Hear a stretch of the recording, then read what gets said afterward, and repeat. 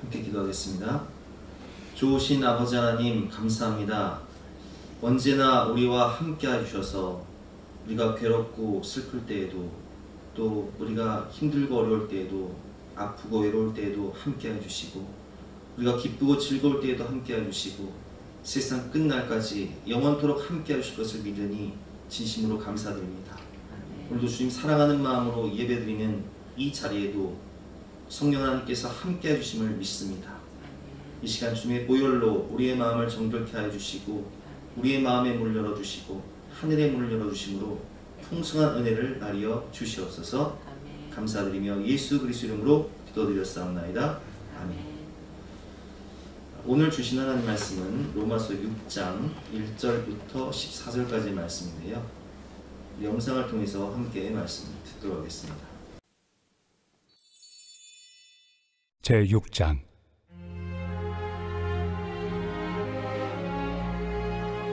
그런즉 우리가 무슨 말을 하리요?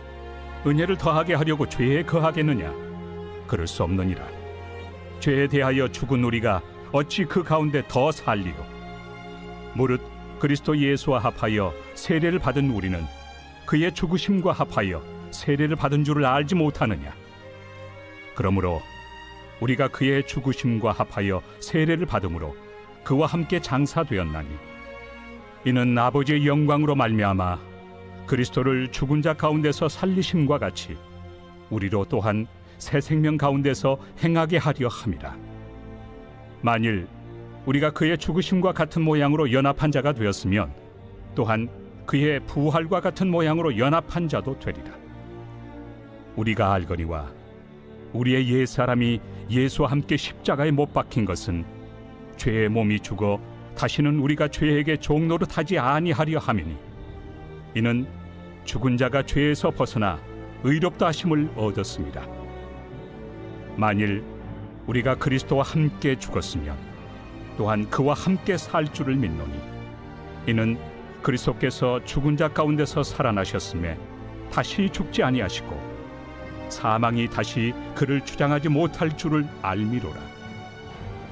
그가 죽으심은 죄에 대하여 단번에 죽으시며 그가 살아계심은 하나님께 대하여 살아계심이니 이와 같이 너희도 너희 자신을 죄에 대하여는 죽은 자요 그리스도 예수 안에서 하나님께 대하여는 살아있는 자로 여길지어다. 그러므로 너희는 죄가 너희 죽을 몸을 지배하지 못하게 하여 몸의 사욕에 순종하지 말고 또한 너희 지체를 불의의 무기로 죄에게 내주지 말고 오직 너희 자신을 죽은 자 가운데서 다시 살아난 자같이 하나님께 드리며 너희 지체를 의의 무기로 하나님께 드리라. 죄가 너희를 주장하지 못하리니 이는 너희가 법 아래 있지 아니하고 은혜 아래 있습니다. 오늘 말씀의 제목은 새 생명 가운데 행하는 삶이라는 제목으로 본 말씀을 대해서 함께 은혜를 나누도록 하겠습니다. 여러분 대도 조세현이라고 혹시 아시나 모르겠습니다. 한때 우리나라에 참 요즘 아이들도요 대도 조세현 하면은 굉장히 이렇게 좀 홍길동 같이 이렇게 좀 의로운 사람을 알아요. 왜냐면 이 사람은 부잣집을 털어서 또 가난한 사람들에게 일부를 또 나눠줬기 때문에 그런 또 좋은 이미지를 가지고 있는 것 같은데 사실 이 사람은 도둑이죠. 그래서 큰 부자들의 돈을 이렇게 훔쳐서 일부는 가난한 사람들에게 나눠주기도 했지만 어쨌든 이 대도 조세형이 잡히던 날에는 온 나라가 발칵 뒤집혀질 정도로 큰 도둑이었습니다. 근데 이분이요 그 감옥에서 예수님을 믿게 돼요. 그래서 거기서 이제 은혜를 받아서 변화되어서 꿈이 생겼어요. 어떤 꿈이 생기냐? 나 같은 도둑질하는 사람들을 예수 믿게 해서 변화시켜야겠다라는 꿈이 생겨서 그분이 취업을 하게 된 다음에 선교 단체를 설립을 하게 됩니다. 그래서 선교 단체 대표로서 많은 그 자신과 같이 감옥에 있는 사람들에게 복음을 전하는 일을 하고요. 그리고 전직이 이 도둑이었기 때문에 이 세콤 같은 회사의 고문으로 들어가서 어떻게 하면 강도를 방지할 수 있는지, 도둑을 방지할 수 있는지에 대한 그런 자문 역할을 하게 되어 있어요. 굉장히 성공하고 또 존경받고 인정받는 삶을 살다가 또 좋은 분을 만나서 결혼도 하고 아이도 낳게 되었는데 얼마 후에 우리가 알다시피 충격적인 뉴스를 듣게 됩니다. 그분이 일본으로 이렇게 선교 갔다가 거기서 세상에 도둑질하다가 걸린 거예요.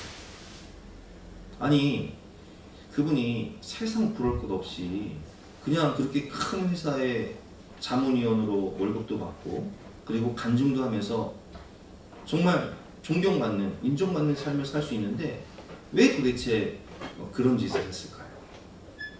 여러분 제가 이 예화를 드는 것은 우리 신앙생활에 아주 큰 문제가 있기 때문에 그런 거예요. 그것이 뭐냐? 신앙생활의 가장 큰 문제는 바로 이 과거로의 회귀 본능입니다. 성경 말씀을 보면 베드로서 2장 22절 말씀에 이런 말씀이 있습니다. 참된 속담에 이르기를 개가 그 토하였던 것에 돌아가고 돼지가 씻었다가 더러운 구덩이에 도로 누웠다 하는 말이 그에게 응하였도다. 아멘. 여러분 저는 이제 제가 마당 있는 집에서 어렸을 때 살았기 때문에 이제 똥개를 많이 키워봤어요. 근데 이 개는요 참 미련하게요. 상한 음식을 먹고 토하면요 그걸 안 먹어야 되잖아요. 근데 그걸 또 자기가 토하는 것을요 또 먹더라고요. 돼지는 아무리 씻겨놔봤자 소용이 없어요. 왜 그러냐? 또 그 더러운 구덩이에 들어간다는 거예요. 마찬가지예요, 여러분. 우리 인간이 이 신앙생활 하면서 문제가 뭐냐면 오늘 본문에 이 베드로후서 2장 22절 말씀처럼 개가 그 토하였던 것에 돌아가고 돼지가 씻었다가 더러운 구덩이에 도로 누웠다 하는 말이 그들에게 응하였도다 라는 말씀처럼 다시 옛날의 과거에 내가 즐겨 죄를 짓던 내가 기쁨을 누렸던 그 죄로 돌아가려는 이 회귀 본능이 있다.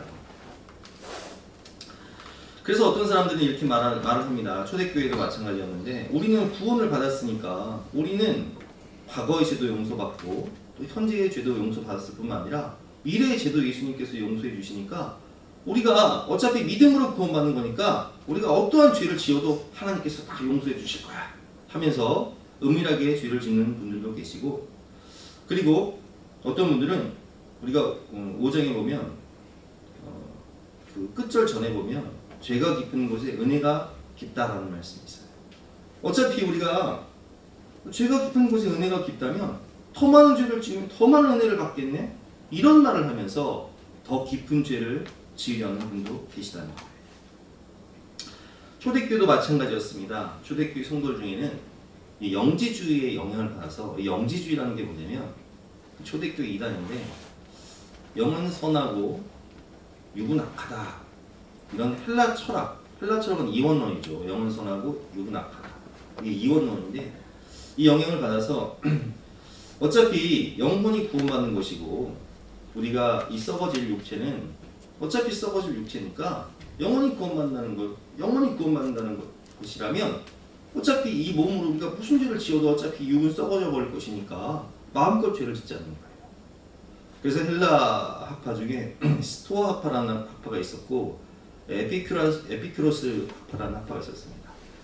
스토아 학파는 극단적인 금욕주의예요. 그래서 스토아 학파에 수행하는 사람들은 아주 그냥 철저한 금식, 그리고 금욕생활, 아주 율법주의처럼 그렇게 아주 철저한 이렇게 금욕을 주장하는 사람들이었고 에피큐로스 학파는 그냥 완전히 마음껏 죄를 짓자는 거예요. 영지주의 영향을 받아서 어차피 영이 구원받고 육은 썩어질 것이니까 그 영향을 받은 초대교회 성도들도 이제 제가 조금 전에 말씀드렸던 것처럼 어차피 우리가 구원받는 것이라면 예수님이 다 용서해 주실 거니까 마음껏 다 죄를 짓자는 거예요. 이게 여러분 신앙생활의 우리의 그 함정이에요. 죄로부터의 회귀 본능. 대도 조세형처럼 다시 죄를 짓고 다시 옛생활로 들어가는 그런 회귀 본능. 그러나 하나님은 우리에게 오늘 말씀하십니다. 오늘 로마서 6장 1절과 2절 말씀이죠. 그런즉 우리가 무슨 말을 하리요? 은혜를 더하게 하려고 죄에 거하겠느냐? 그럴 수 없느니라. 그럴 수 없다고 분명히 말씀하고 있어요. 죄에 대하여 죽은 우리가 어찌 그 가운데 더 살리요? 우리가 세례를 받고 신앙생활을 하면 새 생명 가운데 우리는 예수님과 연합했기 때문에 새 생명 가운데 변화된 삶을 살아야 돼요. 그래서 오늘 본문 4절 말씀에서도 그 말씀을 우리에게 말씀하고 계신 거예요. 4절 말씀이죠. 그러므로 우리가 그의 죽으심과 합하여 살해를 받음으로 그와 함께 장사되었나니 이는 아버지의 영광으로 말미암아 그리스도를 죽은 자 가운데서 살리신 것 같이 우리로 또한 새 생명 가운데 행하게 하려 합니다. 새 생명 가운데 행하게 하려 합니다. 여러분, 우리가 믿음으로 구원받지만 우리가 믿음으로 구원받는 것은 로마서 1장부터 5장까지의 말씀이 믿음으로 구원받는다라는 결론이었어요. 6장부터는 뭐냐? 성화된 삶, 행함을 얘기하고 있는 거예요. 그래서 오늘 주제가 제목이 뭐죠? 새 생명 가운데 행하는 삶. 그렇다면 우리가 어떻게 죄 짓지 않고 하나님을 기쁘시게 하는 이 새 생명 가운데 행하는 삶을 살 수 있을까? 그 문제를 가지고 오늘 본 말씀을 통해서 함께 해답을 배우고 은혜를 받도록 하겠습니다. 세 가지를 제가 말씀드릴 텐데요. 첫 번째로 알아야 합니다. 뭘 알아야 되냐? 내가 얼마나 죄인인지, 내 죄가 얼마나 나를 죽이고 있는지를 알아야 돼요. 그리고 또 나의 옛사람이 죽었으면 알아야 되죠. 3절 말씀이죠. 무릇 그리스도 예수와 합하여 세례를 받은 우리는 그의 죽으심과 합하여 세례를 받은 줄을 알지 못하느냐? 아멘. 여러분, 우리는 내가 얼마나 죄인인지를 알아야 돼요. 내 뼛속 깊이까지, 이 세포 하나하나까지 이 죄의 장아찌 된 우리가 얼마나 죄인인가를 깨달아야 알아야 해답이 있는 거예요. 제가 얼마 전에 친구 목사님하고 식사를 하는데 우리 친구 목사님 그 교회에 장로님이 몇 분 계신데 그 교회 장로님이 두어 달 전에 소천하셨어요. 근데 그 장로님은 굉장히 건강하고 또 운동도 잘하고 체격도 좋으신 분이었거든요. 근데 왜 돌아가셨냐면 췌장암으로 돌아가신 거예요. 근데 이 췌장암은요, 이게 증상이 잘 없어요. 그 증상이 나타나서 병원 가면 거의 말기예요. 그리고 손쓰기가 힘들어요. 그래서 이 장로님이 목사님들과 또 장로님들한테 당회를 하면서 또 성도들과 교제하면서 항상 하신 말씀이, 유언처럼 하신 말씀이요, 이런 말씀이었다고 해요. 목사님, 제가 피검사를 할 때, 우리 건강검진 받잖아요. 피검사를 할 때 돈을 얼마 더 주면, 몇만 원만 더 주면 피검사에 염증 치수라는 게 있다는 거예요. 그 염증 치수만 제가 조사를 해서 발견했어도 이 췌장암을 발견할 수 있었는데 제가 그걸 몰랐어요.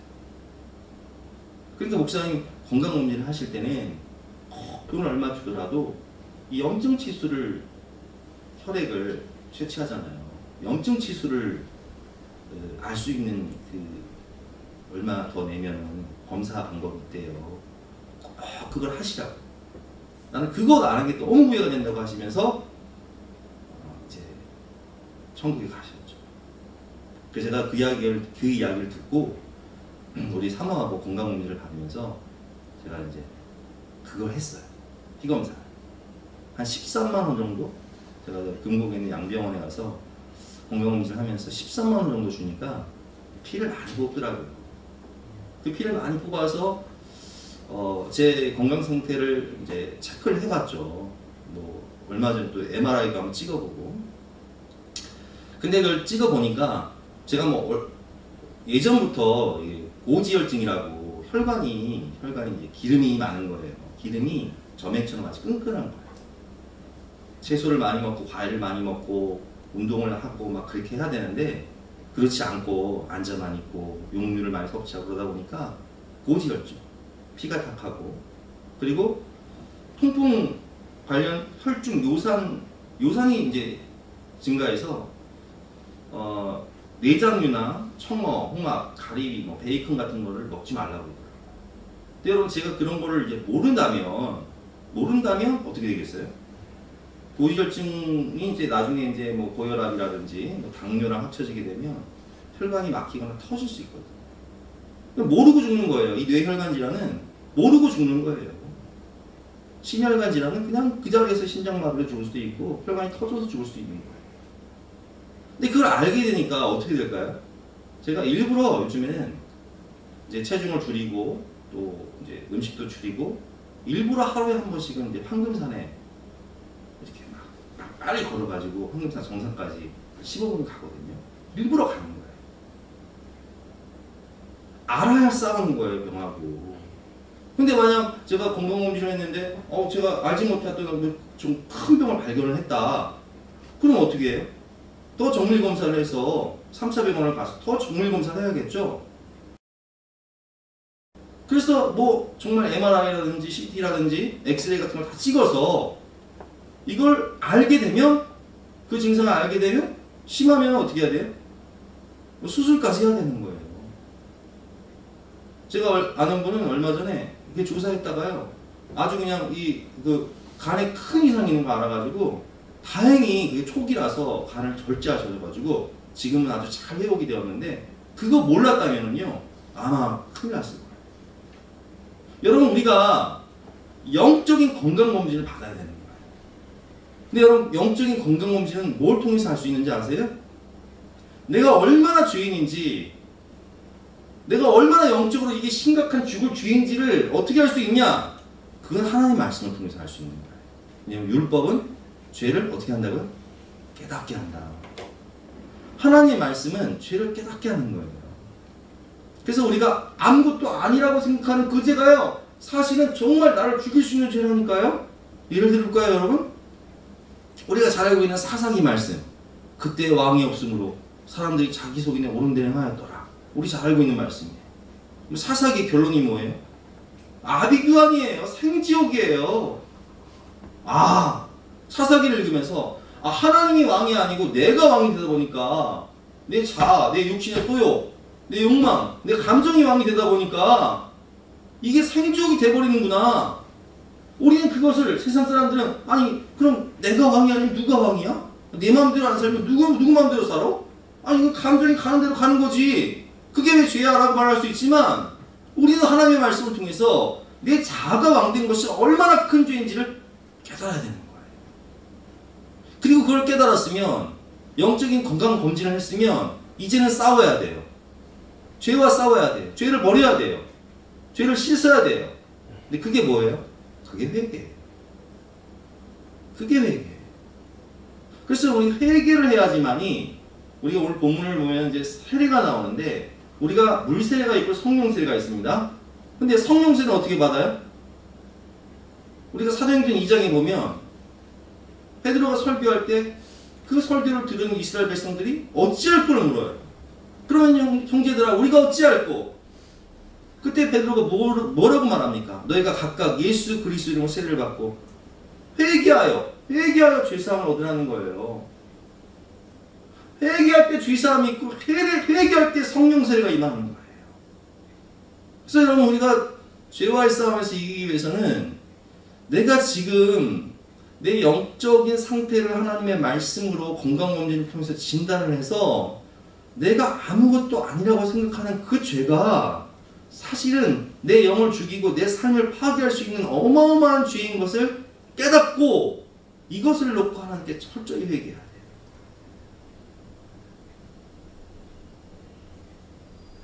그래야 이게 개선이 되고요. 싸움이 시작이 되고요. 제가 아까 조금 전에 건강검진 얘기했지만 그래야 이제 차질 개선이 되고 생활 개선이 되고 식조절이 되는 거고 우리 이제 건강 이제 어려움을 당하신 분들은 아시잖아요. 병원에 입원해서 큰 수술을 하다 보면 건강의 소중함을 깨닫고 내가 그동안 얼마나 이게 잘못된 습관을 가지고 살았는지 술, 담배, 스트레스 잘못된 식습관, 기름진 거 이제는 내가 식조절을 해야겠다. 그리고 막 아침마다 이제 새벽기도 끝나면 운동하시는 분들 많단 말이에요.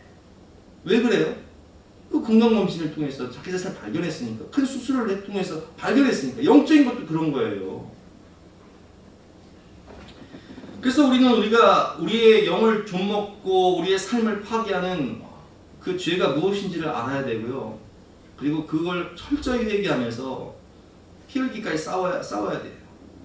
그리고 이제 예수님과 연합하여서 이제 세례를, 그럴 때 이제 성령 세례가 부어지는 거죠. 그리고 또 우리가 무엇을 알아야 되니까, 우리는 이제는 이 성령 세례를 받은 내가 이제 옛사람이 죽었고 새 사람이 되었음을 알아야 됩니다. 예수님의 십자가 부활을 통해 영적 전쟁이 끝났다는 것을 알아야 돼요. 그것이 오늘 본문 6절 말씀이죠. 우리가 알거니와. 뭘 아냐? 우리의 옛사람이 예수와 함께 십자가에 못 박힌 것은 죄의 몸이 죽어 다시는 우리가 죄에게 종노릇하지 아니하려 함이니라. 아멘. 여러분, 우리가 이걸 모르면요, 영적 전쟁의 승리는 주님께 있는데 이걸 모르면 그냥 전쟁이 끝난 걸 모르고 벌벌벌 떨고 사는 거예요. 얼마 전에 뉴스를 봤더니 베트남 전쟁 때 1972년에 미군이 베트남 폭격을 했어요. 폭격을. 제가 이 베트남 한번 가봤는데 그 밀림이 대단하더만요. 근데 이제 막 폭격을 해가지고 이 집안 식구들 반이 그 폭격으로 죽은 거예요. 그래서 그 충격을 받은 아버지가 어떻게든 이제 아들을 살려야겠다는 생각을 가지고 아주 깊은 정글로 들어간 거예요. 정말 마을 사람들이 올 수 없는 깊은 정글로 들어간 거예요. 그래서 거기서 이제 나무 위 5m의 오두막을 짓고, 그리고 과일을 따먹으면서 짐승을 잡아서 생활하면서 몇 년 동안 살았냐? 무려 41년 동안 살았어요. 1972년에 들어가서 이제 아버지랑 같이 들어가서 아버지가 중병이 걸린 거예요. 그래서 어떻게 아버지 살려야 되는데 자기가 할 수가 없으니까 그 아들이 도움을 받고자 마을로 내려온 거예요. 그게 언제냐? 2013년도에. 무려 41년 만에. 그래서 이 사람을요, 현대판 타잔이라고 해요. 이 사람은 여자라는 존재를 모르고 살았대요. 이 세상에 여자가 있는 줄 몰랐대요. 여러분, 이 사람이요, 전쟁이 끝난 줄 알았으면 진작에 내려왔을 거예요. 근데 왜 그 41년 동안 그 정글에서 숨어 살았어요? 뭘 몰랐어요? 전쟁이 끝난 걸 모르니까 자유함이 없는 거예요. 전쟁은 끝났는데, 자유는 왔는데, 여러분, 우리가 그걸 알아야 돼요.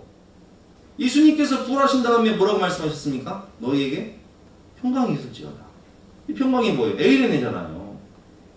죄와 사망 권세를 이기고 사단 마귀를 이기고 내가 승리했다. 전쟁은 끝났다. 그러니까 너희에게 평강이 있을지어다. 이렇게 말씀하신 거거든요. 여러분, 오늘 우리가 알아야 될 것은 우리의 옛사람이 예수와 함께 십자가에 못 박힌 것은 죄의 몸이 죽어 다시는 우리가 죄에게 종노릇하지 아니하려 함이니라. 아멘. 예수님이 십자가에서 우리의 모든 죄의 문제를 담당하시고 죽으셨어요. 죄를 사하실 수 있는 길을 열어주신 거예요. 그리고 부활하셔서 모든 죄와 사망 권세 사단을 이기시고 부활하셔서 뭐라고 말씀하셨냐? 두려워하지 말아라. 너에게 평강이 있을지어다. 내가 세상을 이겼노라. 이미 주님께서 승리하셨다는 거예요. 여러분, 나는 죄를 못 이기고 나는 사단 마귀를 못 이기지만 우리 주님은 죄와 우리가 제일 무서워하는 사망과 사탄, 어둠의 권세를 다 이기신 분이에요. 그래서 우리가 두 번째로 알아야 될 것은 뭐냐? 그 예수님이 나와 함께 하심을 믿어야 되는 거예요. 그 예수님이 내 안에 살아계심을 믿어야 되는 거예요. 8절 말씀이죠. 같이 한번 읽어보겠습니다. 시작. 아멘. 만일 우리가 그리스도와 함께 죽었으면, 장사되었으면 또한 그와 함께 살 줄을 믿노니. 그래서 우리는 그리스도의 이 교회를 예수 그리스도의 뭐라고 표현하죠? 몸이라고 표현해요. 너희가 하나님의 성전인 것과 하나님의 성령이 너희 안에 거하시는 것을 알지 못하느뇨. 그러니까 우리는 성령의 전이에요. 우리는 그리스도의 몸이에요.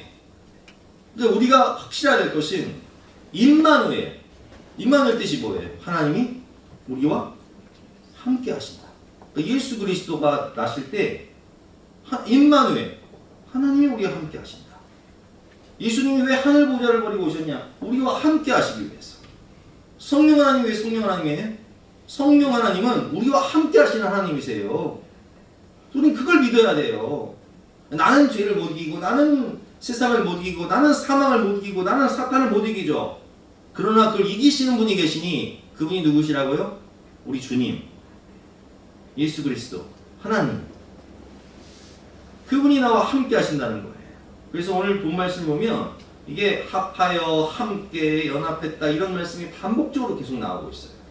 제가 한번 읽어보겠습니다. 무릇 그리스도 예수와 합하여 세례를 받은 우리는 그의 죽으심과 합하여 세례를 받은 줄을 알지 못하느냐. 그러므로 우리가 그의 죽으심과 합하여 세례를 받음으로 그와 함께 장사되었나니 이는 아버지의 영광으로 말미암아 그리스도를 죽은 자 가운데서 살리신 것 같이 우리로 또한 새 생명 가운데 행하게 하려 함이라. 만일 우리가 그의 죽으심과 같은 모양으로 연합한 자가 되었으면 또한 그의 부활과 같은 모양으로 연합한 자도 되리라. 아멘. 우리가 이제 탈북하신 분들 간증을 다니엘 기도회 때 들어보면 탈북하는 과정 가운데 참 어려움이 많아요. 근데 만약에 이제 북한에 계시던 분이 중국으로 탈북을 했다.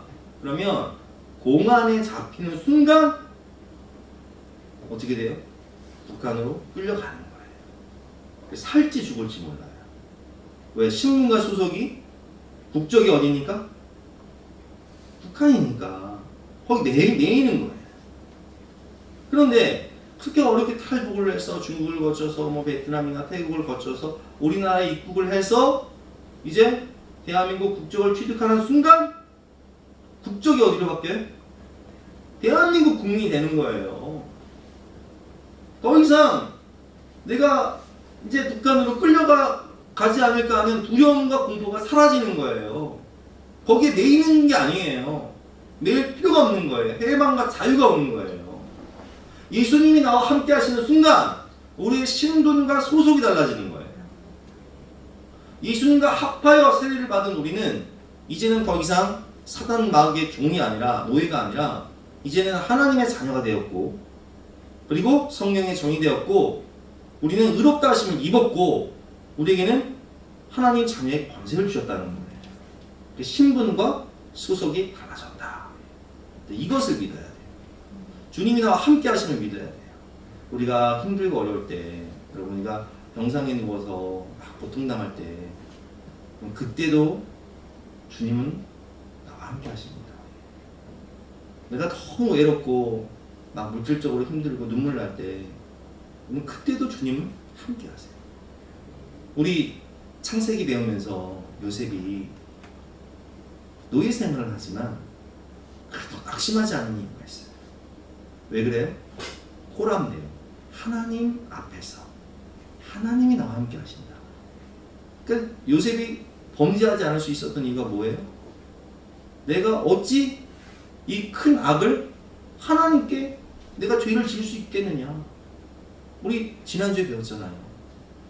그는 보디갈 장군 앞에서 죄를 짓는 것이 아니라 하나님이 보고 계신다는, 하나님이 함께 하신다는 신전의식, 호람되어가 있었다. 내가 혼자 있을 때에도 혼자 있는 게 아니에요. 누가 함께 계세요? 하나님이, 우리 예수님이 함께 계신다. 우린 그걸 믿어야 돼요. 주님이 나와 함께 하신다. 내가 죄를 짓는 순간에도 하나님 함께 하시지만 죄를 짓지 않기 위해서 몸부림치면서 기도할 때에도요, 주님이 힘을 주세요. 그래서 어떤 분들은 나 술, 담배 문제 때문에 또 게임 중독 문제 때문에 정말 막 몸부림치시는 분들 계세요. 근데 보면 내 의지가 아닌 주님의 은혜로 그게 저절로 끊어지더라고요. 뭐 그런 분들 많이 계시잖아요. 우리 교회에도. 하나님이 함께 하셔서 그 죄를 끊어주시는 거예요. 우리 그걸 믿어야 돼요. 주님이 날 이기게 하십니다.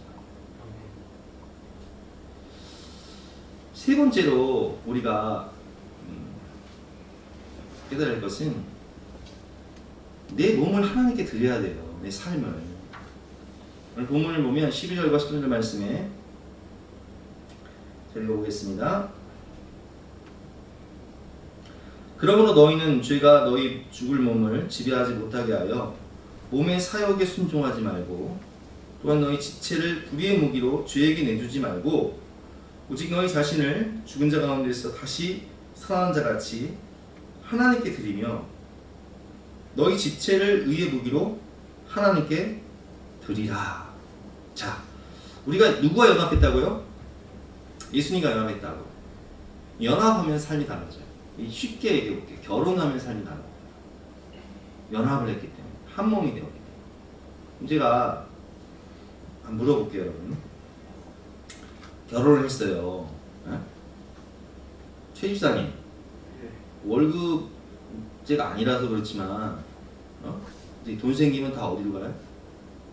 저는 통장도 온라인 통장도 네, 될 게 없습니다. 다 그분께 가요? 그럼 제가 한번 물어볼게요. 이번에 재난지원금 25만 원씩 나왔잖아요. 네, 그것도 같습니다. 아, 그것도 갔습니까? 네. 아, 훌륭한 분이시네. 할렐루야. 장로님, 재난지원금 25만 원 나왔잖아요. 그거 어떻게 했어요? 썼죠. 장로님 쓰셨어요? 아니면 권사님께 갔어요? 같이 썼죠. 아, 아직 모르셨네. 저는 제 앞으로 우리 아이들 3명 거까지 100만 원이 들어왔어요, 카드에. 그래서 그 카드로 제가 쓴 카드인데 그대로 갖다 드렸습니다. 뭐 제가 받는 월급 그대로 다 갑니다. 왜 그래요? 결혼을 했기 때문에. 그러면 우리 사모가요, 그 카드를 받으면서 이렇게 얘기해요. 이거 내가 쓴 줄 알아? 나를 위해서 내가 하나도 안 써. 당신 새끼들 걷어먹이고, 그리고 이거 돈 생기면 내가 뭐 하는 줄 알아? 명절날 부모님들 챙겨드려야 할 거 아니야. 그래서 큰 소리를 땅땅 치면서 다 받아가요, 아주 그냥. 그러면 제가 할 말 없어요. 그게 다 갖다 드려야 돼. 아, 우리 권사님들, 여자 집사님들 표정이 막 밝아지네. 그런데 여러분 깨달아야 할 게 있어요. 자, 우리 남편들이 힘들고 하루 종일 힘들고 어렵게 일을 하고 왔어요. 그럼 부인들은 저녁에 뭘 해드려야 돼요? 다 받았으니까 뭘 해드려야 돼요? 맛있는 밥을 해드려야죠. 아니, 그 통장 다 갖다 줬는데 저녁 오니까 그냥 빵이나 먹으라 그래? 이러면 되겠어요, 이거? 다 받았으니까 뭔가 해줘야 될 거 아니에요. 여러분, 결혼이라는 게 그런 거예요. 연합한다는 것은 이게 나에 있어 가정으로 삶의 완전 중심이 달라져요. 그 시간과 물질과 몸을 이전에는 나를 위해 썼다면 이제 결혼한 순간 이제 가정 중심으로 돌아가는 거잖아요. 그러니까 마찬가지예요. 우리가 결혼을 하면 배우자를 기쁘게 하고 또 아이들을 기쁘게 하기 위해서 나의 시간과 또 물질과 또 내 몸으로 봉사를 하고 섬기고 청소하고 빨래하고. 아까 우리 사모가 수협에 들어오면서요. 아니 또 애들 또 요즘 학교도 안 가잖아요. 삼시세끼를 차려줘야 돼요. 이게 보통 일이 아니야. 똑같은 거 2번을 안 먹어요. 그러니까 한숨을 푹 쉬면서 오는 거예요. 왜 그래요? 사랑하기 때문에 그래도 해줘야 되는 거예요. 애들한테 식사를 갖춰드려야 돼요. 보통 일이 아니에요. 그렇지만 사랑하면 아깝지 않잖아요. 우리가 아이들한테 뭐 옷을 사주면서 또 학비를 대주면서 또 부모님께 용돈을 드리면서 사랑하면 아깝지가 않아요. 근데 오늘 주님께서 뭐라고 말씀하시냐? 이전에는 우리가 죄를 사랑했죠. 그래서 죄 짓는 데에요, 돈 쓰는 게 아깝지 않았어요. 밤새서 술을 먹고 담배 피는 게 아깝지 않았다고요. 나쁜 짓을 하면서도 그 돈이 아까운 줄 몰랐어요. 밤새서 그 죄를 짓는 그 시간이 아까운 줄 몰랐어요. 내 몸을, 내 삶을, 내 물질을 사탄에게 불의의 병기로 쓰임받으면서 다 갖다 바쳤어요. 그렇죠. 근데 오늘 말씀은 우리에게 말씀하고 있어요. 네가 새 생명 가운데 변화된 삶을 살기를 원한다면 너희 몸을 하나님께 드리라는 거예요. 그게 뭐예요? 예배예요. 우리는 오늘 예배를 하나님께 신령과 진정으로 드리는 산 제물로 우리의 몸을 드리는 거예요. 우리의 시간을 하나님께 드리는 거예요. 우리의 마음의 중심을, 우리의 물질을 하나님께 드리는 거예요. 사랑하기 때문에 주님의 몸된 교회를 위해서, 다음 세대를 위해서 드리는 거예요. 로마서 12장 1절과 2절 말씀이죠. 그러므로 형제들아 내가 하나님의 모든 자비하심으로 너희를 권하노니 너희 몸을 하나님이 기뻐하시는 거룩한 산 제물로 드리라. 이는 너희가 드릴 영적 예배니라.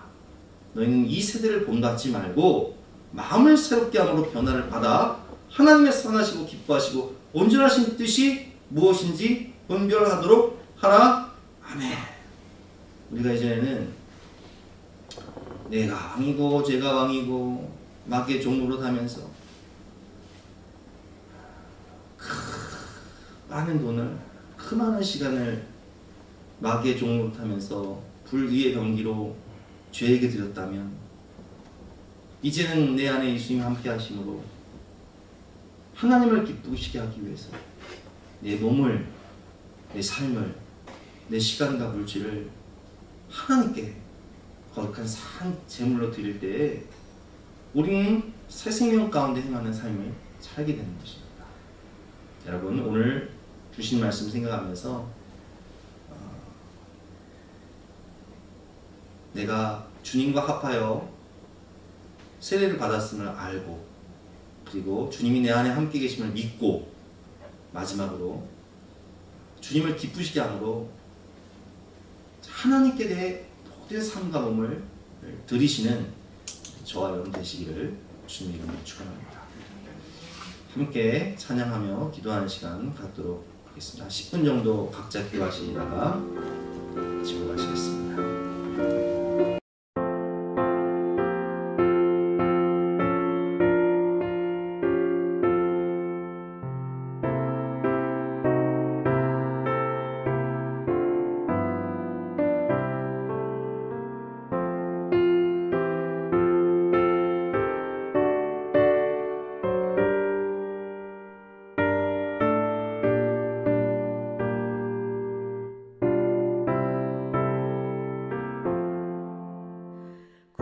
주